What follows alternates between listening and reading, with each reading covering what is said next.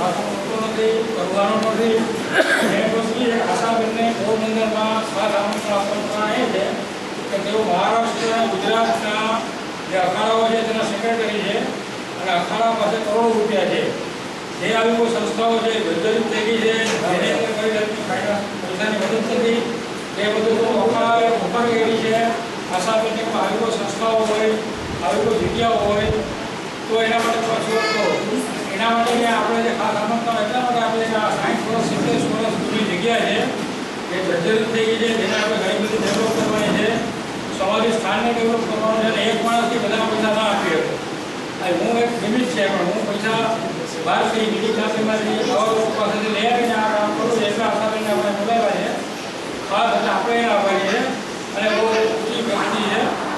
ખરેખર એજ્યુકેશનની દ્રષ્ટિએ, સંસ્કારની દ્રષ્ટિએ કોઈ પણ એના નાના લોકો એક સારામાં સારા પત્રકાર હતા.